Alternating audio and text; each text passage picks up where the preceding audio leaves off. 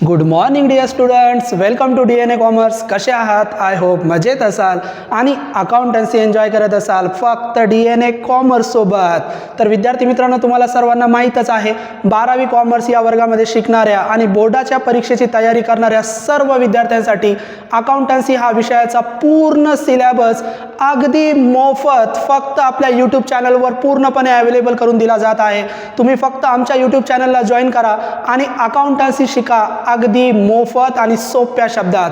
तर विद्यार्थी मित्रांनो, तुम्हाला सर्वांना माहीतच आहे आपला पहिला टॉपिक या ठिकाणी चालू झालेला आहे, पार्टनरशिप फायनल अकाउंट. या टॉपिकचे आपली फ्लक्च्युएटिंग कॅपिटल मेथडचे बरेच प्रॉब्लेम झाले आणि दुसरी मेथड जी आहे फिक्स कॅपिटल मेथड, ज्याच्यामध्ये आपल्याला करंट अकाउंट बनवावा लागतो, त्या मेथडचे प्रॉब्लेम विद्यार्थी मित्रांनो आपले चालू आहे. आणि आजच्या लेक्चरला देखील एक नवीन प्रॉब्लेम जो तुम्हाला स्क्रीनवर दिसत आहे या ठिकाणी आपण पूर्णपणे सोडून घेणार आहोत. प्रॉब्लेममध्ये बऱ्याच ॲडजस्टमेंट आलेल्या आहे. विद्यार्थी मित्रांनो, शेवटपर्यंत प्रॉब्लेम बघा आणि समजून घ्या की आपण नेमका प्रॉब्लेम कशा पद्धतीने सोडवत आहोत. प्रॉब्लेम सोडवण्या अगोदर विद्यार्थी मित्रांनो, जर तुम्ही आपल्या चॅनलला नवीन आलेला असाल तर आपल्या व्हिडिओला लाईक करत चला, आपल्या चॅनलला सबस्क्राईब करा आणि जास्तीत जास्त कॉमर्सच्या विद्यार्थ्यांपर्यंत हा चॅनल शेअर करा.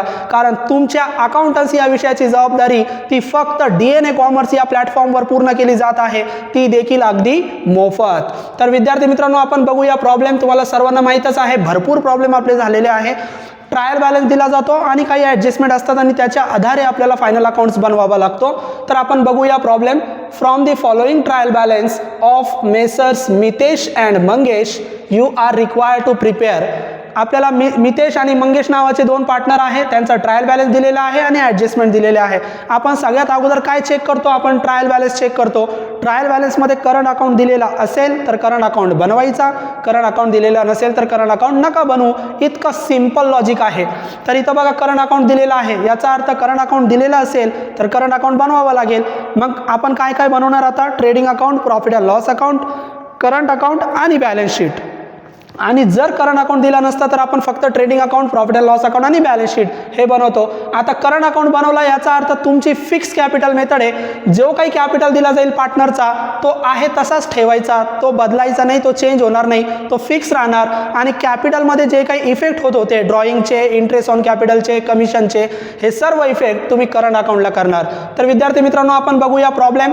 ज्यांच्यावर ॲडजस्टमेंट आहे त्यांना स्टार करून घेऊया आणि त्यांचे दोन इफेक्ट आपण करूया. तर पहिली ॲडजस्टमेंट बघा, Mitesh and Mangesh are sharing profits and losses in the ratio of 3:1. Mitesh आणि मंगेश पार्टनर आहे आणि त्यांचा रेशो दिलेला आहे 3:1. ही काही ॲडजस्टमेंट नाही, ती इन्फॉर्मेशन आहे. रेशो दिला आहे म्हणून जो रेशो दिला आपण तो वापरणार. जर पार्टनरचा रेशो दिलेला नसेल तर आपण रेशो कसा घेणार? इक्वल रेशो आपण वापरणार. पण आता इक्वल वापरण्याची गरज नाही, रेशो दिलेला आहे. दुसरी ॲडजस्टमेंट बघा, partners are entitled to get commission. पार्टनरला कमिशन मिळणार आहे. मग पार्टनरला जे काही कमिशन देणार आपण ते आपण करंट अकाउंटला सॉल्व करणार. ही ॲडजस्टमेंट तुम्ही डायरेक्ट सोडवा, याला स्टार करण्याची गरज नाही. म्हणजे पार्टनरचं कमिशन आणि ट्रायल बॅलन्समध्ये दिलेलं कमिशन हे वेगवेगळं आहे. मग हे पार्टनरचं कमिशन आपण डायरेक्ट सोडवणार. क्लोजिंग स्टॉकची ॲडजस्टमेंट तुम्हाला सर्वांना माहीतच आहे. क्लोजिंग स्टॉक आपण डायरेक्ट सोडवतो. आउटस्टँडिंग एक्सपेन्सेस, ऑडिट फी आणि कॅरेज. डेबिट बॅलन्समध्ये इथं ऑडिट फी आणि कॅरेज आहे, त्यांना स्टार करून ठेवा. त्याच्यानंतर बिल्डिंग इज व्हॅल्यूड ₹46,500. बिल्डिंगची व्हॅल्यू दिली, एखाद्या ॲसेटची व्हॅल्यू दिली तर ती ॲडजस्टमेंट कशी सोडवतात ती देखील आज आपण सोडवणार आहोत. तर बिल्डिंगला स्टार करा.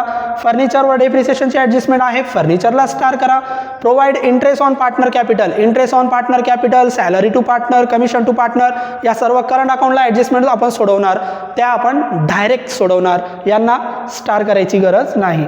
Goods of ₹900 were taken by Mangesh for his personal use. एखाद्या पार्टनरने जर पर्सनल यूजसाठी काही गुड्स किंवा काही अमाऊंट विड्रॉ केलेली असेल तर त्याला आपण म्हणतो ड्रॉइंग. ही ड्रॉइंगची ॲडजस्टमेंट आहे.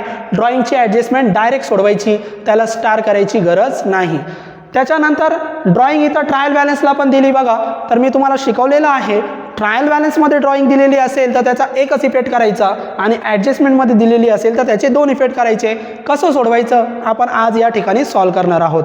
राईट ऑफ म्हणजे कमी करणे 1000 as a bad debts and maintain RDD. तुम्हाला माहिती आहे बॅड डेट्स आणि RDD जे ॲडजस्टमेंटमध्ये असतात त्यांना आपण न्यू बॅड डेट्स आणि न्यू RDD म्हणत असतो. तर या न्यू बॅड डेट्स आणि न्यू RDD आपण डेटर्सवर सोडवतो.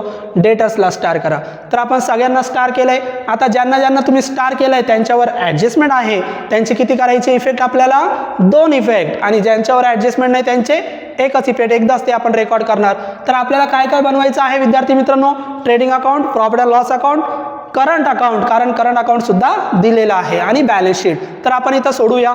या ॲडजस्टमेंट व्यतिरिक्त काही हिडन ॲडजस्टमेंट असतात जे आपण बऱ्याच वेळेस अभ्यास केलेला आहे. या चॅनलवर तुम्ही पाहू शकतात की ज्या पर्सेंटेज मंथ किंवा इयरमध्ये दिल्या जातात, इथं ट्रायल बॅलन्समध्ये असतात त्या. इथं डेट वगैरे कोणती दिलेली नाही, फक्त स्टॉक हा ओपनिंग स्टॉकची डेट असते. त्या व्यतिरिक्त कोणत्याही ट्रान्झॅक्शन समोर मंथ, इयर, पर्सेंटेज दिलेले नाही, म्हणजे हिडन ॲडजस्टमेंट दिलेली नाही. एवढ्याच ॲडजस्टमेंट आपल्याला सोडवायच्या. चला आपण सोडूया. आता सोडवत असताना तुम्हाला नियम माहिती आहे. अगोदर आपण सगळे डेबिट बॅलन्स सोडवणार, त्याच्यानंतर क्रेडिट बॅलन्स सोडवणार. मग डेबिट बॅलन्सचा रूल तुम्हाला माहिती आहे. डेबिट बॅलन्समध्ये जेवढे पण ट्रान्झॅक्शन असतात ते त्याचं क्लासिफिकेशन काय केलं आपण? ते एकतर तुमचे एक्सपेन्सेस असतील किंवा असेट असतील. जर तुम्हाला ते एक्सपेन्सेस वाटले तर ट्रेडिंग अकाउंट किंवा प्रॉफिट अँड लॉस अकाउंटच्या डेबिटला रेकॉर्ड करायचं, आणि जर असेट वाटले तर असेटला रेकॉर्ड करायचं. तसंच क्रेडिटमध्ये दिलेले ट्रान्झॅक्शन इन्कम किंवा लायबिलिटी, इन्कम जर वाटले तर ट्रेडिंग किंवा प्रॉफिट अँड लॉसच्या क्रेडिटला रेकॉर्ड करा, लायबिलिटी वाटली तर लायबिलिटीला रेकॉर्ड करा. या पद्धतीने आपण ट्रान्झॅक्शन सोडवणार. मग डेबिट बॅलन्स आपण पहिले सोडूया. स्टॉक, तर तुम्हाला माहिती आहे ट्रायल बॅलन्समध्ये दिलेला स्टॉक हा ओपनिंग स्टॉक असतो, आणि ओपनिंग स्टॉक कुठे लिहितात?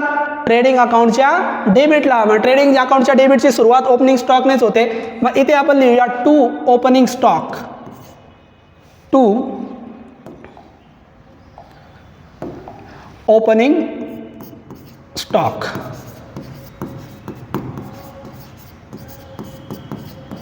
ॲडजस्टमेंट नाही आहे, डायरेक्ट आउटरला अमाऊंट लिहून टाका 25,000. ओपनिंग स्टॉक नंतर बिल्डिंग, एक्सपेन्सेस किंवा असेट. तर बिल्डिंग काय आहे? असेट आहे. मग असेटला रेकॉर्ड करा. मग असेटची सुरुवातच फिक्स असेटने होते. मग असेटची सुरुवात आपण फिक्स असेटने करूया. इथं लिहूया बिल्डिंग, आणि याच्यावर ॲडजस्टमेंट आहे. आपण सोल्युशन मोठा करू आणि प्रॉब्लेम छोटा करू, तरी प्रॉब्लेम तुम्हाला स्क्रीनवरच दिसत आहे, तुम्ही झूम करून बघू शकतात. तर बिल्डिंगची अमाऊंट त्याच्यावर ॲडजस्टमेंट आहे, म्हणून इनर कॉलमला लिहा 48,500, 48,500. आता बिल्डिंगची ॲडजस्टमेंट व्यवस्थितपणे वाचा. Building is valued at ₹46,500. बिल्डिंगची व्हॅल्यू दिली 46,500. आता बरेच विद्यार्थी कन्फ्यूज होतात, सर ही ॲडजस्टमेंट नेमकी कोणती आहे? तर खूप सोपं आहे. बिल्डिंगची व्हॅल्यू आपल्याकडे किती आहे? 48,500. आणि ॲडजस्टमेंटमध्ये जर एखादी व्हॅल्यू दिली तर फक्त चेक करायचं, ॲडजस्टमेंटमध्ये दिलेली व्हॅल्यू आणि ट्रायल बॅलन्समध्ये दिलेली व्हॅल्यू यांचं कंपॅरिझन करा, आणि ॲडजस्टमेंटची व्हॅल्यू कमी आहे का जास्त आहे एवढं बघा. मग ॲडजस्टमेंटची व्हॅल्यू आपल्या ट्रायल बॅलन्सच्या व्हॅल्यूपेक्षा कमी आहे का जास्त आहे? तर 46,500 कमी आहे. मग एखाद्या असेटची व्हॅल्यू जर कमी झालेली असेल तर असेटची व्हॅल्यू कशामुळे कमी होते? डेप्रिसिएशनमुळे. आणि हे 46 ऐवजी 50,000 असते तर व्हॅल्यू जास्त आहे. मग असेटची व्हॅल्यू कशामुळे वाढते? ॲप्रिसिएशन. मग डेप्रिसिएशन किंवा ॲप्रिसिएशन या ॲडजस्टमेंट असतात. आता 46,500 आपल्या ट्रायल बॅलन्सच्या व्हॅल्यूपेक्षा कमी आहे, तर कमी व्हॅल्यू म्हणजे डेप्रिसिएशनची ॲडजस्टमेंट लक्षात ठेवा. मग डेप्रिसिएशनचे 2 इफेक्ट. पहिला इफेक्ट आपण लेस करणार, लेस डेप्रिसिएशन. मग किती डेप्रिसिएशन लेस करायचं इथं आपल्याला माहीत नाही, तर एवढं ही व्हॅल्यू जेवढी असेल ते तिथपर्यंत डेप्रिसिएशन कमी करा. मग आता बिल्डिंगची व्हॅल्यू 48,500 वरून किती झाली? 46,500. म्हणजे कितीने कमी झाली?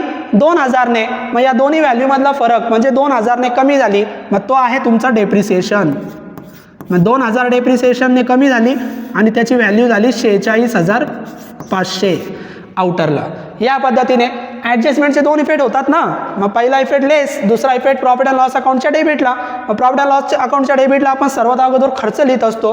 मग 4-5 लाईन सोडा आणि तिथं लिहा टू डेप्रिसिएशन ऑन बिल्डिंग. किती डेप्रिसिएशन घेतलं होतं? 2,000 डायरेक्ट आउटरला. संपली ॲडजस्टमेंट. याच्या नंतर विद्यार्थी मित्रांनो लगेच डेप्रिसिएशनची पुढची ॲडजस्टमेंट पण सोडून टाका. फर्निचरवर आहे. मग अगोदर फर्निचरची अमाऊंट असेटला लिहा. फर्निचर डेप्रिसिएशनची ॲडजस्टमेंट सोडवत असाल तर डायरेक्ट पूर्ण सोडवा. फर्निचर, मग इथं फर्निचर दिलेले आहे बघा 64,000. इनरला लिहा 64,000 आणि त्याच्यावर डेप्रिसिएशन विचारलं 5%. मग ॲडजस्टमेंट आहे, ॲडजस्टमेंटचा पहिला इफेक्ट डेप्रिसिएशन पहिल्यांदा लेस करतात 5% डेप्रिसिएशन. मग 5%, एक झिरो कट म्हणजे 10%, दोन झिरो कट म्हणजे 1%. मग 1%, 1% किती आला 640. मग 640 आलं, आपल्याला 5 काढायचे. मग 640 गुणिले 5 करा, किंवा 10% बघा 6400, त्याचे निम्मे काढले तर 5% येतात, म्हणजे 3200. मग 3200 आपला डेप्रिसिएशन येतोय, वजा करा आणि आउटरला अमाऊंट लिहा. 64 मधून 3200 गेले 60800. आणि डेप्रिसिएशनचा दुसरा इफेक्ट प्रॉफिट अँड लॉस अकाउंटच्या डेबिटला 60800. आता इथं लिहा depreciation to depreciation on furniture. किती डेप्रिसिएशन होतं फर्निचरवर? 3200, 3200. डायरेक्ट आउटरला 3200. संपलं. परत आपल्या ट्रायल बॅलन्सला या. बिल्डिंग नंतर कॅरेज. कॅरेज कुठं लिहितात? एक्सपेन्सेस आहे का असेट आहे? एक्सपेन्सेस आहे. मग कॅरेज एकतर ट्रेडिंगच्या डेबिटला किंवा प्रॉफिट अँड लॉसच्या डेबिटला. कसं ओळखायचं? कॅरेज इनवर्ड सांगितलं तर ट्रेडिंग अकाउंटच्या डेबिटला, कॅरेज आउटवर्ड सांगितलं तर प्रॉफिट अँड लॉस अकाउंटच्या डेबिटला, आणि इनवर्ड आणि आउटवर्ड काहीच नाही सांगितलं, फक्त कॅरेज सांगितलं तर कॅरेज आपण लिहितो ट्रेडिंग अकाउंटच्या डेबिटला. परंतु ओपनिंग स्टॉकच्या नंतर आपण परचेस लिहित असतो. मग परचेसला 2-3 लाईन सोडा आणि लिहा टू कॅरेज. फक्त कॅरेज सांगितलेलं असेल तर ट्रेडिंग अकाउंटला लिहा. ॲडजस्टमेंट आहे, इनरला अमाऊंट लिहा 1780, 1780. काय ॲडजस्टमेंट आहे बघा? आउटस्टँडिंगची ॲडजस्टमेंट सांगितली. मग आउटस्टँडिंग आपण काय करतो? पहिला इफेक्ट आउटस्टँडिंग आपण ॲड करतो. मग लिहा ॲड आउटस्टँडिंग. आउटस्टँडिंग नेहमी ॲड करतात विद्यार्थी मित्रांनो. Add outstanding. मग आउटस्टँडिंग किती? 600. मग 600 रुपये ॲड करा. टोटल किती झाले? 17 आणि 6 2380, म्हणजे 2380. आता ॲडजस्टमेंट आहे ना, तर 2 इफेक्ट करावे लागतील. तर ॲडजस्टमेंटचा पहिला इफेक्ट आउटस्टँडिंग ॲड करतात आणि दुसऱ्यांदा लायबिलिटीला रेकॉर्ड करतात. लायबिलिटीची सुरुवात तर कॅपिटलने होते. आता जो कॅपिटल आहे तो फिक्स राहणार, कारण आपल्याकडे करंट अकाउंट आहे. मग कॅपिटलला जास्त जागा सोडू नका, 2-3 लाईन सोडा आणि लिहा आउटस्टँडिंग कॅरेज 600. डायरेक्ट आउटरला. संपली ॲडजस्टमेंट. आउटस्टँडिंग पहिल्यांदा ॲड करा, दुसऱ्यांदा लायबिलिटीला रेकॉर्ड करा. त्याच्यानंतर फॅक्टरी इन्शुरन्स. बरेच विद्यार्थी चुकतात. इन्शुरन्स हा आपला खर्च आहे आणि इन्शुरन्स आपण प्रॉफिट अँड लॉस अकाउंटला रेकॉर्ड करतो. मग लगेच विद्यार्थी काय करतात? प्रॉफिट अँड लॉस अकाउंटला रेकॉर्ड करतात. परंतु पहिला शब्द इन्शुरन्सच्या अगोदर फॅक्टरी आलं. मग फॅक्टरी म्हणजे प्रोडक्शनशी संबंधित. मग फॅक्टरीशी संबंधित जर खर्च झालेले असतील, प्रोडक्शनशी संबंधित खर्च झालेले असतील, तर फॅक्टरी आणि प्रोडक्शन हे सर्व कुठे लिहितो आपण? ट्रेडिंग अकाउंटला. म्हणून आता प्रॉफिट अँड लॉस अकाउंट ऐवजी कुठे लिहायचं? ट्रेडिंग अकाउंटला. कारण इन्शुरन्सच्या अगोदर कोणता शब्द आला? फॅक्टरी. मग इथे लिहा to factory insurance. Factory insurance. याच्यावर तुम्ही स्टार वगैरे काही केलेलं नाही आहे. डायरेक्ट आउटरला फॅक्टरी इन्शुरन्स 2700, 2700. एकच इफेक्ट करायचं. पोस्टेज. पोस्टेज आपला खर्च आहे प्रॉफिट अँड लॉस अकाउंटच्या डेबिटला. इथं आपण जी जागा सोडली होती तिथं लिहूया टू पोस्टेज. मग पोस्टेजची अमाऊंट डायरेक्ट आउटरला लिहा 1600. ॲडजस्टमेंट नाही त्याच्यावर. Bills receivable. Bills receivable, bills payable तुम्हाला माहिती आहे एक्सपेन्सेस किंवा असेट. मग बिल्स रिसिवेबल एक्सपेन्सेस नाही, असेट आहे. मग बिल्स रिसिवेबल असेट आहे, असेटला लिहा बिल्स रिसिवेबल. Bills receivable. मग डायरेक्ट आउटरला लिहा बिल्स रिसिवेबल 13700, 13700. बिल्स रिसिवेबल नंतर डेटर्स. डेटर्स सुद्धा असेट आहे, इथेच लिहा सन्ड्री डेटर्स. Sundry debtors. त्याच्यावर तुम्ही स्टार केलंय, याचा अर्थ ॲडजस्टमेंट आहे. इनरला त्याची अमाऊंट आपण लिहूया. सन्ड्री डेटर्स किती आहे? 52,200, 52,200. आणि त्याच्या खाली आरडीडी आणि बॅड डेटची ॲडजस्टमेंट सोडवणार. 2-3 लाईन, 3-4 लाईन सोडून द्या. मग डेटर झाल्यानंतर रिटर्न इनवर्ड. आता रिटर्न कसे ओळखायचे? बऱ्याच विद्यार्थ्यांना पाठ झाले. रिटर्न इनवर्ड म्हणजे सेल्स रिटर्न, रिटर्न आउटवर्ड म्हणजे परचेस रिटर्न. कशातून मजा करतात? परचेस रिटर्न परचेसमधून, सेल्स रिटर्न सेल्समधून. परंतु नाही समजलं तर तुम्हाला लॉजिक शिकवलेलं आहे मी. परचेस डेबिटला असतात तर त्याचे रिटर्न क्रेडिटला असतील, सेल्स क्रेडिटला असतं त्याचे रिटर्न डेबिटला असतील. मग हे जे डेबिटला रिटर्न आले ते सेल्सचे रिटर्न आहे आणि क्रेडिटला जे रिटर्न आहे ते परचेसचे रिटर्न आहे. मग इथं हे रिटर्न इनवर्ड कोणते रिटर्न आहे? Sales return. मग ते सेल्समधून वजा करायचे. सेल्स कुठं लिहितो आपण? सेल्स लिहितात ट्रेडिंग अकाउंटच्या कोणत्या साईडला? क्रेडिटला, आणि परचेस डेबिटला लिहितात. मग इथं आपण सेल्स लिहूया. Bye cells. मग सेल्सची अमाऊंट अगोदर इनरला लिहा 1,75,000.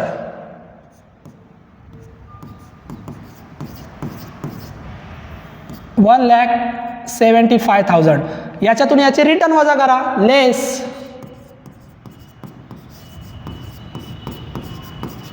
Return inward. आणि रिटर्न इनवर्ड किती दिलेले आहे? 1,600.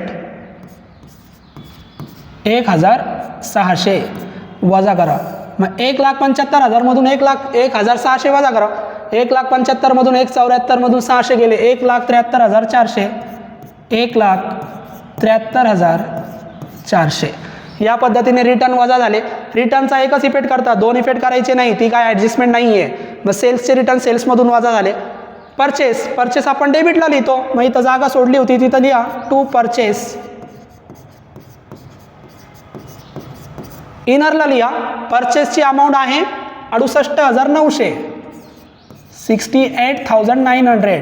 आता सेल्समधून सेल्सचे रिटर्न वजा झाले, परचेसमधून परचेसचे रिटर्न वजा होतील. मग परचेस डेबिटला आहे तर त्याचे रिटर्न ऑपोजिट साईड म्हणजे क्रेडिटला. मग इथं बघा रिटर्न आउटवर्ड ते परचेस रिटर्न आहे. मग इथं वजा करा, लेस रिटर्न आउटवर्ड 1,800 वजा करा. मग 68,900 मधून 1,800 वजा करा, किती राहणार शिल्लक? 67,100. 68,900 मधून 1,800 वजा झाले 67,100. एवढे वजा शिल्लक राहिले.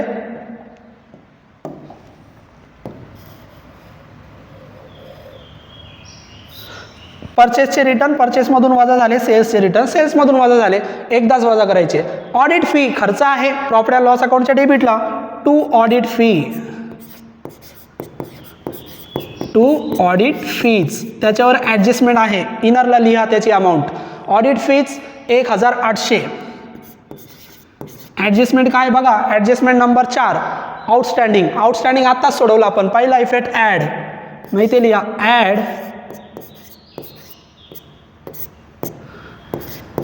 आउटस्टँडिंग. Add outstanding. मग आउटस्टँडिंग किती? 400. आउटरला टोटल किती? 2,200. दुसरा इफेक्ट करावा लागेल ना, ॲडजस्टमेंट आहे. पहिल्यांदा ॲड, दुसऱ्यांदा लायबिलिटी. मग लायबिलिटीला लिहा आउटस्टँडिंग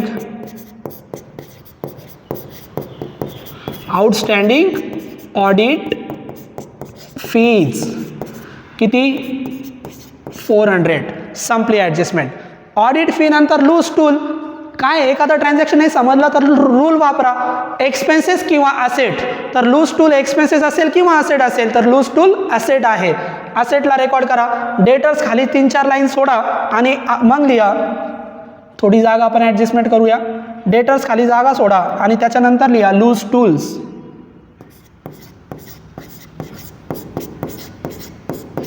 लूज टूल्स डायरेक्ट आउटरला लिहा 32,000. त्याच्यावर काही ॲडजस्टमेंट नाही. लूज टूल्स नंतर विद्यार्थी मित्रांनो मॅन्युफॅक्चरिंग एक्सपेन्सेस आहे, परंतु कशाशी संबंधित आहे? Manufacturing production. मी तुम्हाला आत्ताच सांगितलं प्रोडक्शनशी संबंधित असेल, मॅन्युफॅक्चरिंगशी संबंधित म्हणजे कोणता खर्च पुढे रेकॉर्ड करा? ट्रेडिंग अकाउंटला. मग इथे लिहा to manufacturing expenses. Manufacturing expenses प्रोडक्शनशी संबंधित आहे 1,820 आउटरला. 1,820 मॅन्युफॅक्चरिंगशी संबंधित आहे. इलेक्ट्रिसिटी चार्जेस खर्च आहे प्रॉफिट अँड लॉस अकाउंटच्या डेबिटला. टू इलेक्ट्रिसिटी चार्जेस मग इलेक्ट्रिसिटी चार्जेस किती? इलेक्ट्रिसिटी चार्जेस आहे 2600, डायरेक्ट आउटरला 2600. इलेक्ट्रिसिटी चार्जेस नंतर जनरल एक्सपेन्सेस, कोणते खर्च आहे? General expenses, sundry expenses, profit and loss अकाउंटच्या डेबिटला लिहित चला. टू जनरल एक्सपेन्सेस, शॉर्टमध्ये EXP आपण लिहिलं. जनरल एक्सपेन्सेस किती आहे? 3400. जनरल एक्सपेन्सेस नंतर एक्सपोर्ट ड्युटी, निर्यात कर त्याला म्हणतात. तर निर्यातीचा कर, निर्यात एक्सपोर्टवर तुम्ही ड्युटी भरला तर तो तुमचा खर्च आहे. प्रॉफिट अँड लॉस अकाउंटच्या डेबिटला लिहा. To export duty, profit and loss अकाउंटच्या डेबिटलाच लिहा 1000. एक्सपोर्ट ड्युटी नंतर cash in hand, cash at bank आपल्या असेट आहे, असेटला रेकॉर्ड करा cash in hand. Cash in hand, direct outer column 75,000, 75,000. त्याच्यानंतर bank balance, cash at bank त्याला म्हणतात किंवा बँक बॅलन्स. तर cash in hand, cash at bank किंवा बँक बॅलन्स आपल्या असेट आहे. मग आपण जागा ॲडजस्ट करू आणि तिथं लिहूया बँक बॅलन्स. बँकेमध्ये असलेला बॅलन्स आपली असेट आहे. मग बँक बॅलन्ससुद्धा असेटला रेकॉर्ड करा 29,000. ॲडजस्टमेंट नाही, डायरेक्ट आउटर, एकच इफेक्ट. बँक बॅलन्स नंतर कन्व्हेन्स म्हणजे ट्रान्सपोर्ट. कन्व्हेन्स आपला एक्सपेन्सेस आहे, एक्सपेन्सेसला रेकॉर्ड करा. मग प्रॉफिट अँड लॉस अकाउंटच्या डेबिटला जागा ॲडजस्ट करूया आपण. Conveyance, to conveyance, direct outer, त्याच्यावर ॲडजस्टमेंट नाही. कन्व्हेन्स किती? 4100, 4100. फर्निचर आपलं झालंय. सॅलरी खर्च आहे, प्रॉफिट अँड लॉस अकाउंटच्या डेबिटला. टू सॅलरी, मग सॅलरी किती? 2000, त्याच्यावर ॲडजस्टमेंट नाही, डायरेक्ट आउटरला. सॅलरी नंतर विद्यार्थी मित्रांनो रेंट म्हणजे भाडे, रेंट टॅक्स खर्च आहे, प्रॉफिट अँड लॉस अकाउंटच्या डेबिटला. To rent, rates and taxes, profit and loss अकाउंटच्या डेबिटला लिहित चला 3700, डायरेक्ट आउटर, ॲडजस्टमेंट नाही. रेंट नंतर ड्रॉइंग, बरेच विद्यार्थी चुकतात, तर मी भरपूर वेळेस शिकवलं. तुम्ही या लेक्चर सिरीजचे मागचे प्रॉब्लेम बघा. ट्रायल बॅलन्समध्ये ड्रॉइंग दिली, एकच इफेक्ट करा. ॲडजस्टमेंटमध्ये दिली, 2 इफेक्ट करा. दोन्ही आलेले, ट्रायल बॅलन्स पण आणि ॲडजस्टमेंट पण. जी ड्रॉइंग ट्रायल बॅलन्समध्ये दिली त्याचा एकच इफेक्ट करायचा. कुठे करायचं माहीत पाहिजे ना. मग ड्रॉइंग कुठे करणार? एकच इफेक्ट. तर लक्षात घ्या, ड्रॉइंग जर दिलेली असेल फक्त ट्रायल बॅलन्समध्ये तर तुम्ही कॅपिटलमध्ये इफेक्ट करा. कधी? करंट अकाउंट नसेल तर कॅपिटलमधून लेस करा. आणि जर करंट अकाउंट असेल तर कॅपिटल बदलणारच नाही, मग करंट अकाउंटला इफेक्ट करा. मग आपल्याकडे करंट अकाउंट आहे तर आता कॅपिटल ऐवजी कुठे इफेक्ट करणार? Current account. आता काय करायचं करंट अकाउंटच्या कोणत्या साईडला? तर लक्षात घ्या, जे ट्रान्झॅक्शन तुम्ही कॅपिटलमधून लेस करत होतात, मी तुम्हाला शिकवलेलं आहे स्टार्टिंगमध्ये, बघू शकता तुम्ही, ते करंट अकाउंटच्या डेबिटला लिहितात. जे कॅपिटलमध्ये ॲड करतात ते करंट अकाउंटच्या क्रेडिटला लिहितात. तर आता ड्रॉइंग आपण लेस करतो तर करंट अकाउंटच्या नेहमी डेबिटला लिहित चला. मग करंट अकाउंटच्या डेबिटला टू ड्रॉइंग,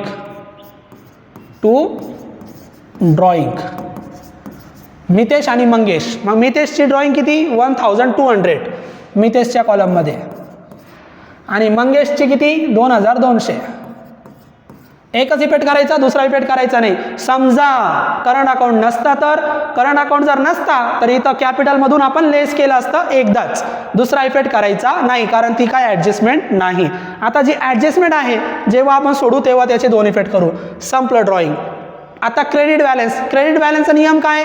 क्रेडिटमध्ये दिलेले ट्रान्झॅक्शन एकतर इन्कम असतील किंवा लायबिलिटी असतील. जर तुम्हाला ते इन्कम वाटले क्रेडिटला रेकॉर्ड करा, ट्रेडिंगच्या किंवा प्रॉफिट अँड लॉसच्या, आणि लायबिलिटी वाटले तर लायबिलिटीला रेकॉर्ड करा. फक्त आयडेंटिफाय करता आलं पाहिजे, खूप सोपं आहे.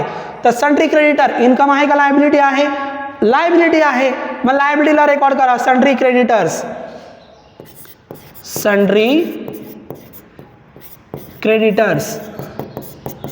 क्रेडिटर्सवर ॲडजस्टमेंट नाही, डायरेक्ट आउटरला लिहू शकतात 38,000. क्रेडिटर्स नंतर सेल्स झालं आपलं. कॅपिटल लायबिलिटी आहे, लायबिलिटीची सुरुवातच आपण कॅपिटलने करतो, इथं जागा सोडलेली आहे. कॅपिटल पहिला पार्टनर मितेश. आता आपल्याला मितेश आणि मंगेशच्या कॅपिटलमध्ये बदल करायचा नाही, कारण आपल्याकडे करंट अकाउंट आहे, तो कॅपिटल आहे तसाच ठेवायचा. मग डायरेक्ट दुसरा पार्टनर पण घेऊन टाका मंगेश. आणि दोघांचे कॅपिटल लिहा. मितेशचा आहे 1,50,000 इनरला आणि मंगेशचा आहे 50,000 इनरला. रेकॉर्ड करा तुम्ही. आणि दोघांची टोटल लिहा मग. 1,50,000 आणि 50 किती झाले? 2 लाख. किती झाले? 2 लाख. मग कॅपिटलची टोटल आली 2 लाख. दोघांची टोटल 2 लाख आपण इथं लिहिली. आता हे कॅपिटल, एकच मिनटं फक्त. हां, किती टोटल आली? 2 लाख. तर 2 लाख रुपये मितेश आणि मंगेशचा कॅपिटल आला. कॅपिटल आहे तसाच ठेवला. आउटस्टँडिंग सॅलरी मी तुम्हाला भरपूर वेळेस शिकवलं. आपल्या मागचे लेक्चर बघा. ट्रायल बॅलन्समध्ये काही वेळेस आउटस्टँडिंग आणि प्रीपेड हे शब्द येतात. ज्या ज्या वेळेस ट्रायल बॅलन्समध्ये आउटस्टँडिंग किंवा प्रीपेड हे शब्द येतील तेव्हा त्याचा इफेक्ट फक्त बॅलन्स शीटला करायचं, बाकी कुठंच करायचं नाही. आउटस्टँडिंग शब्द जर दिसला, सिंपल लॉजिक आहे, आउटस्टँडिंग शब्द जर असेल लायबिलिटीला रेकॉर्ड करा, प्रीपेड शब्द असेल असेटला रेकॉर्ड करा. मग काय शब्द आहे? आउटस्टँडिंग. मग लायबिलिटीला रेकॉर्ड करा आउटस्टँडिंग सॅलरी.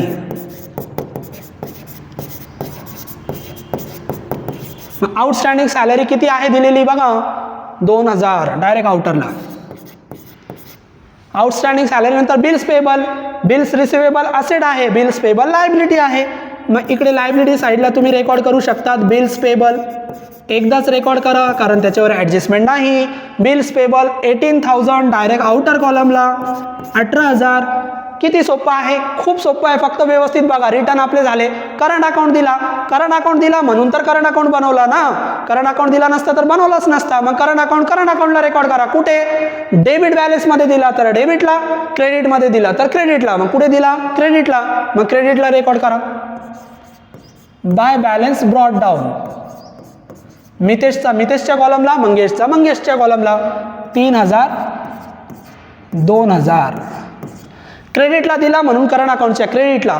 समजा करंट अकाउंट डेबिट बॅलन्समध्ये असतं तर डेबिटला रेकॉर्ड केलं असतं.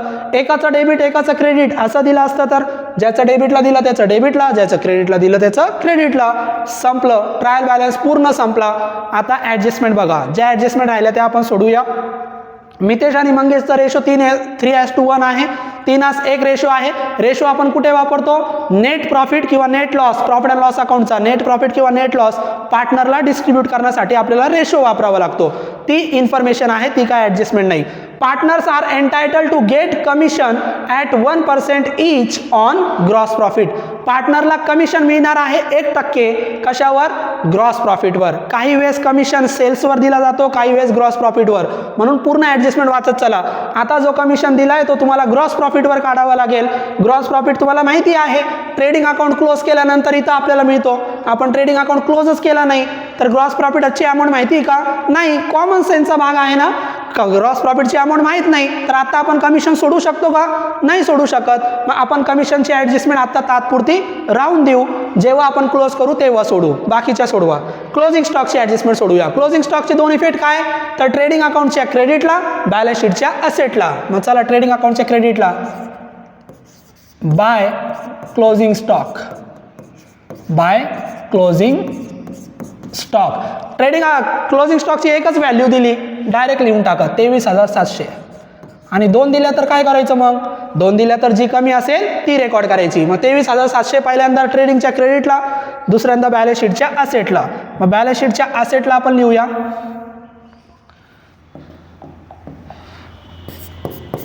Closing stock 23,700. संपली ॲडजस्टमेंट. क्लोजिंग स्टॉक नंतर आउटस्टँडिंग झालं, बिल्डिंग झालं, फर्निचर पेन झालं. Provide interest on partner capital. पार्टनरच्या कॅपिटलवर इंटरेस्ट दिलेला आहे किती? 2.5%, 2.5%. इंटरेस्ट व्याज काढायचा कशावर? कॅपिटलवर. मग पार्टनरचं कॅपिटल आपल्याला माहिती आहे मितेश आणि मंगेश, पण रेकॉर्ड कुठं करायचं?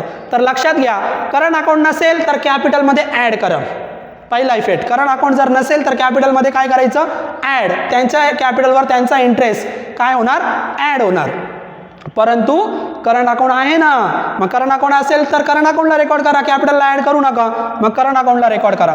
मग करंट अकाउंटला कुठे रेकॉर्ड करू सर, तर करंट अकाउंटच्या डेबिटला रेकॉर्ड करू का क्रेडिटला रेकॉर्ड करू. तर लक्षात घ्या, ज्या वेळेस तुम्ही पार्टनरला काहीतरी देणार आहात म्हणजे पार्टनरला मिळणार आहे, मग पार्टनरला सॅलरी मिळू शकते, पार्टनरला कमिशन मिळू शकतं, पार्टनरला इंटरेस्ट देऊ शकतो आपण, म्हणजे हे जे आपण पार्टनरला देतो ते सगळे करंट अकाउंटच्या क्रेडिटला रेकॉर्ड करतात. म्हणजे पहिल्यांदा क्रेडिटला रेकॉर्ड करायचं.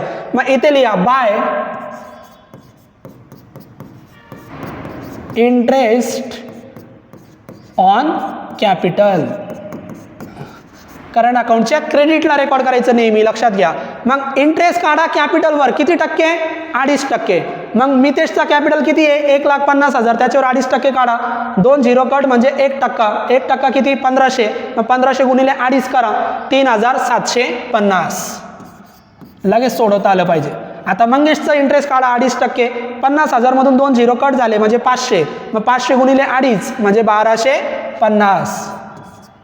या पद्धतीने आपण इंटरेस्ट सोडवलं. इंटरेस्ट कॅपिटलवर काढलं आणि करंट अकाउंटच्या क्रेडिटला रेकॉर्ड केलं. दुसऱ्यांदा कुठं रेकॉर्ड होणार, पहिल्यांदा जर क्रेडिटला रेकॉर्ड केलं तर सिंपल लॉजिक आहे, दुसऱ्यांदा डेबिटला रेकॉर्ड करा. मग डेबिटला कुठे, प्रॉफिट अँड लॉस अकाउंटच्या डेबिटला, कारण तो पार्टनरला मिळणार, म्हणजे पार्टनरशिप फर्मचा काय असेल, खर्च असेल.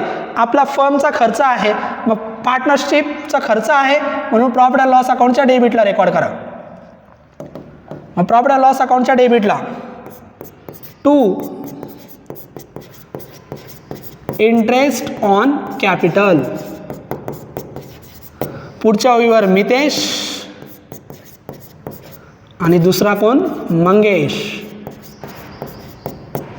मग मितेशचा किती, 3,750 आणि 1,250.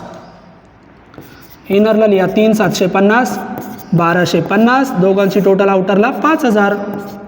संपली ॲडजस्टमेंट. मग इंटरेस्ट ऑन कॅपिटल पहिल्यांदा करंट अकाउंटच्या क्रेडिटला, दुसऱ्यांदा प्रॉफिट अँड लॉस अकाउंटच्या डेबिटला. संपलं. इंटरेस्ट ऑन कॅपिटल नंतर goods of ₹900 were taken by Mangesh for his personal use. एखाद्या पार्टनरने पर्सनल यूजसाठी म्हणजे स्वतःच्या वापरासाठी, स्वतःच्या फायद्यासाठी अमाऊंट किंवा गुड्स घेतले असतील तर त्याला आपण काय म्हणतो, ड्रॉइंग. त्याला ड्रॉइंग म्हणतात. पण ड्रॉइंगचे ॲडजस्टमेंटचे 2 इफेक्ट करायचे. मग ड्रॉइंगचे इफेक्ट 2 काय होणार, आपण एकच इफेक्ट केला होता ड्रॉइंगचा डेबिटला, आता 2 इफेक्ट करावे लागतील. मग 2 इफेक्ट काय, करंट अकाउंटच्या डेबिटला, ट्रेडिंग अकाउंटच्या क्रेडिटला. मग करंट अकाउंटच्या डेबिटला टू ड्रॉइंग आणि त्याने अमाऊंट नाही घेतली, त्याने गुड्स घेतले म्हणून कंसामध्ये लिहा गुड्स. आणि कोणत्या पार्टनरने घेतले व्यवस्थित वाचा. ड्रॉइंग कुणी घेतली, मंगेशने. मग मितेशच्या कॉलममध्ये डॅश करा, मंगेशच्या कॉलममध्ये लिहा 900. फक्त मंगेशच्या कॉलममध्ये लिहायचं, मंगेशनेच घेतले फक्त. आता ड्रॉइंगचा पहिला इफेक्ट डेबिटला लिहिलं, कुठं, करंट अकाउंटच्या डेबिटला. दुसरा इफेक्ट क्रेडिटला होणार, कोणत्या क्रेडिटला, ट्रेडिंग अकाउंटच्या क्रेडिटला. मग ट्रेडिंग अकाउंटच्या क्रेडिटला लिहा, ट्रेडिंग अकाउंटच्या क्रेडिटला आपण लिहूया bye drawing into bracket goods. आणि कोणी घेतले, मंगेश. किती, 900. संपली ॲडजस्टमेंट. मग ड्रॉइंग जर ट्रायल बॅलन्समध्ये दिली, एकच इफेक्ट करा, कुठे, करंट अकाउंटच्या डेबिटला. ड्रॉइंग ॲडजस्टमेंटमध्ये दिली, 2 इफेक्ट करा, ट्रेडिंग करंट अकाउंटच्या डेबिटला, ट्रेडिंग अकाउंटच्या क्रेडिटला. संपलं. ड्रॉइंग संपलं. त्याच्यानंतर राईट ऑफ ₹1,000 बॅड डेट्स आणि RDD सांगितलं. बॅड डेट्स आणि RDD आपण डेटर्सवर सोडवतो. कसं सोडवायचं सगळ्यांना आता माहीत झालं. ॲडजस्टमेंटमध्ये दिलेली बॅड डेट्स आणि ॲडजस्टमेंटमध्ये दिलेल्या RDD या न्यू बॅड डेट्स आणि न्यू RDD असतात, त्यांचे 2 इफेक्ट करायचे. मग काय करायचे 2 इफेक्ट, पहिल्यांदा दोन्ही बॅड डेट्स आणि RDD दोन्ही डेटर्समधून लेस करा, डेटर्समधून लेस करा. आणि जे डेटर्समधून तुम्ही जे लेस केले, दुसऱ्यांदा प्रॉफिट अँड लॉस अकाउंटच्या डेबिटला रेकॉर्ड करा. संपलं. मग पहिल्यांदा डेटर्समधून लेस करू. मग पहिले काय लेस करू सर, बॅड डेट्स का RDD, तर पहिले नेहमी बॅड डेट्स वजा करायचे, RDD नाही. मग लिहा लेस न्यू बॅड डेट्स, नेहमी बॅड डेट्स वजा करा. न्यू बॅड डेट्स किती, 1,000 वजा केले. इनरला अमाऊंट लिहा, किती शिल्लक राहिली, 51,200. केले लेस. मी काय सांगितलं, जे लेस केले ते दुसऱ्यांदा प्रॉफिट अँड लॉस अकाउंटच्या डेबिटला. मग प्रॉफिट अँड लॉस अकाउंटच्या डेबिटला लिहूया, जागा आपण ॲडजस्ट करू. मग प्रॉफिट अँड लॉस अकाउंटच्या डेबिटला काय लिहायचं 2. आता ट्रायल बॅलन्समध्ये old bad debts old RDD असते. इथं जर ओल्ड बॅड डेट्स असतील तर अगोदर आपण ओल्ड बॅड डेट्समध्ये डेटर्समधून लेस केलेले ॲड करतो. पण ट्रायल बॅलन्स आपला पूर्ण सोडून झाला, ओल्ड बॅड डेट्स पण नाही, ओल्ड RDD पण नाही, मग डायरेक्ट लिहून टाका. इथं ॲड वगैरे करायची गरज नाही. 2 new bad debts, new bad debts इनरला 1000 झालं. आता RDD, मग RDD किती सांगितली 3%. दोन्ही पण डेटर्समधून लेस करायचे. मग RDD पण वजा करा, लेस 3% RDD. मग 3% काढा, कंसामध्ये लिहा 3% ऑन या रिमेनिंग अमाऊंटवर. ही जी अमाऊंट शिल्लक राहिली ना त्याच्यावर RDD काढतात. 51,200. मग 51,200 वर 3% काढायचे. 2 झिरो कट म्हणजे 1%.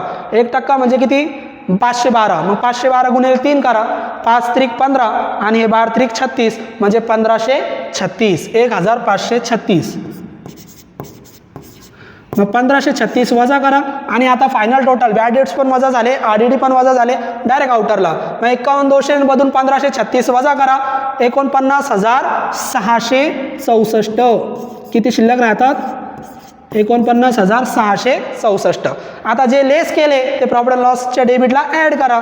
मग प्रॉफिट अँड लॉसच्या डेबिटला इथं बॅड डेट्समध्ये ॲड करा, ॲड 3% RDD 1536 आणि दोघांची टोटल डायरेक्ट आउटरला 2,536. संपलं. RDD आणि बॅड डेट्स डेटर्समधून लेस करायचे, दुसऱ्यांदा प्रॉफिट अँड लॉसच्या डेबिटला रेकॉर्ड करायचे. संपले. आता एकच ॲडजस्टमेंट राहिली कमिशनची, जी ग्रॉस प्रॉफिटवर काढायची. त्याच्यासाठी आपल्याला अगोदर ट्रेडिंग अकाउंट क्लोज करावं लागेल. तर चला ट्रेडिंग अकाउंट क्लोज करूया. ट्रेडिंग अकाउंट आपण क्लोज करूया. इथं तुम्हाला स्क्रीनवर दिसत आहे, आपण जागा ॲडजस्ट करूया. हां, तर ट्रेडिंग अकाउंटची कोणती साईड जास्त आहे विद्यार्थी मित्रांनो? क्रेडिट जास्त आहे. मग क्रेडिटला क्लोज करा. मग आता मी डायरेक्ट टोटल लिहितो, तुम्ही नंतर चेक करा. मग किती येते ट्रेडिंगची टोटल? तर ती केली तुम्ही चेक, तर ती येते 1,98,000. नंतर तुम्ही चेक करा 1,98,000. ती सेम टोटल इकडे लिहा डेबिटला 1,98,000. आता 1,98,000 क्रेडिटची टोटल आहे, म्हणजे डेबिटला डिफरन्स येणार. मग डेबिटला किती डिफरन्स येतो बघा. मग डेबिटला तुमचा डिफरन्स येणार 99,000. किती डिफरन्स येणार 99,000. मग 99,000 डेबिटला जर डिफरन्स आला तर त्याला नाव देतो आपण ग्रॉस प्रॉफिट. 2 gross profit. मग ग्रॉस प्रॉफिट आपल्याला मिळाला. किती ग्रॉस प्रॉफिट 99,000. आता तो ट्रान्सफर करा कोणत्या अकाउंटला? प्रॉफिट अँड लॉस अकाउंटला. डेबिटवरून कुठे जाणार? क्रेडिटला. मग प्रॉफिट अँड लॉस अकाउंटच्या क्रेडिटला बाय ग्रॉस प्रॉफिट. किती 99,000 डायरेक्ट आउटरला. आता लगेच profit and loss account close करू नका, ॲडजस्टमेंट सोडवायची बाकी राहिली आहे. कमिशन काढायचा 1% ग्रॉस प्रॉफिटवर. मग 99,000 वर 1%. 1% म्हणजे 2 झिरो कट 990. मग 990 एवढं कमिशन द्यायचं पार्टनरला. पार्टनरला कमिशन देणार, पार्टनरला सॅलरी देणार किंवा पार्टनरला इंटरेस्ट देणार. पहिला इफेक्ट करंट अकाउंट. करंट अकाउंटच्या क्रेडिटला, नेहमी क्रेडिटला लिहायचं, डेबिटला नाही. मग इथे लिहा बाय कमिशन. कसं आलं वाटलं तर कंसात लिहा 1% ऑन ग्रॉस प्रॉफिट. किती 99,000. मग 99,000 मधून 2 झिरो गेले म्हणजे 990. मग याला 990 कमिशन दिलं, याला पण 990 कमिशन दिलं. संपलं. आता पहिला इफेक्ट क्रेडिटला झाला, तर दुसरा इफेक्ट प्रॉफिट अँड लॉसच्या डेबिटला, कारण ते पार्टनरशिप फर्मला द्यावं लागेल, म्हणजे त्यांचा खर्च आहे. मग जे कमिशन तुम्ही क्रेडिटला लिहिलं ते दुसऱ्यांदा प्रॉफिट अँड लॉसच्या डेबिटला लिहा. मग प्रॉफिट अँड लॉसच्या डेबिटला इथं जागा ॲडजस्ट करूया आणि इथं लिहूया प्रॉफिट अँड लॉसच्या डेबिटला 2 कमिशन. 2 कमिशन कुणाला दिलं? मितेश आणि मंगेश. दोघांना किती दिलं? 980. किती 990 दिलं. मग 990 इनरला लिहून आउटरला लिहा टोटल 18 आणि हे 180, 1980 म्हणजे 1,980 एवढं कमिशन. संपली ॲडजस्टमेंट. पहिला इफेक्ट करंट अकाउंटच्या क्रेडिटला, दुसऱ्यांदा प्रॉफिट अँड लॉसच्या डेबिटला. संपल्या सगळ्या ॲडजस्टमेंट संपल्या, profit and loss account close करा. मग प्रॉफिट अँड लॉस अकाउंटची क्रेडिटच जास्त आहे, किती 99,000. मग डेबिटला पण लिहा 99,000. आता 99,000 मधून एवढे अमाऊंट वजा करा, तुम्हाला डिफरन्स मिळेल. आणि क्रेडिट जास्त म्हणजे डिफरन्स येणार नेट प्रॉफिट. मग नेट प्रॉफिट इथं चेक करा, एवढ्या सगळ्या अमाऊंट वजा करा, नेट प्रॉफिट येणार तुमचा 63,684. इथे मी लिहितो 63,684. नंतर तुम्ही चेक करा, त्याला नाव द्या to net profit. To net profit. आणि नेट प्रॉफिट लगेच तुम्हाला काय करायचा असतो, अगोदर पार्टनरला वाटायचा असतो, डिस्ट्रीब्यूट करा. माहिती लिहा, पहिला पार्टनर मितेश, दुसरा पार्टनर मंगेश. मग मितेश आणि मंगेशचा रेशो पहिली ॲडजस्टमेंट 3 आणि 1. मितेशच्या समोर 3, मंगेशच्या समोर 1. मग प्रॉफिट टोटल रेशो किती आला, 3 आणि 1 4. मग इथं तुम्हाला मी दाखवतोय फक्त समजण्यासाठी, 63,684 भागिले 4. 63,684 भागिले 4. तुम्ही 63,684 भागिले 4 जर केलं तर उत्तर येतं 15,921. किती उत्तर येतं, 15,921. हे झालं एक शेअर. मग एक शेअर कुणाचा आहे, मंगेशचा. मग मंगेश समोर लिहा 15,921. आणि याचे 3 शेअर आहे, मग 15,921 गुणिले 3 करा. मग ते किती येतात, ते येतात 47,763. 47,763. दोघांना शेअर आपण डिस्ट्रीब्यूट केले, हे आपण इरेज करून घेऊया. आता कुठे ट्रान्सफर करायचं, जर करंट अकाउंट नसेल तर नेट प्रॉफिट कॅपिटलमध्ये ॲड करा. पण करंट अकाउंट आहे तर करंट अकाउंटला ट्रान्सफर करा. इकडे डेबिटला आहे तर ट्रान्सफर होताना कुठे जाणार, क्रेडिटला. मग क्रेडिटला लिहा करंट अकाउंटच्या बाय नेट प्रॉफिट. फक्त प्रत्येक पार्टनरचा व्यवस्थित लिहा. पहिला पार्टनर मितेश, मितेशचा किती आहे 47,763. मग मितेशच्या कॉलममध्ये लिहा 47,763 आणि दुसऱ्याचा 15,921. संपलं, नेट प्रॉफिट ट्रान्सफर झालं. आता करंट अकाउंट क्लोज करा. मग करंट अकाउंटची क्रेडिट साईडच जास्त आहे, मग क्रेडिट साईडला एक एक पार्टनर पहिले क्लोज करा. पहिले आपण मितेशला क्लोज करू. मग मितेशची टोटल तुम्ही करू शकतात. मितेशची टोटल येते 55,503.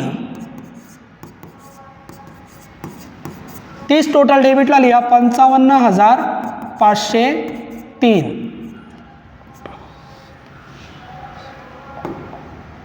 55,503. आता त्याच्यातून 1200 वजा करा. मग 55,503 मधून तुमचे 1200 जर गेले तर किती येतात 5,403. 5,403 एवढा फरक आला. आता मंगेशचं क्लोज करा. मग मंगेशची टोटल किती येते बघा, तर मंगेशची टोटल येते 20,161.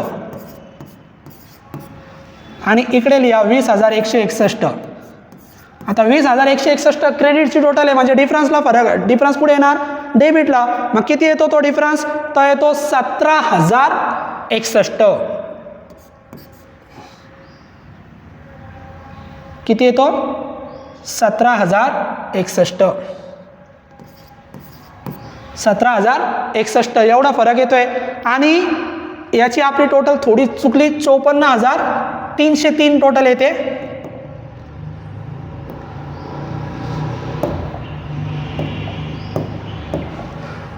मितेशचा फरक किती आलेला आहे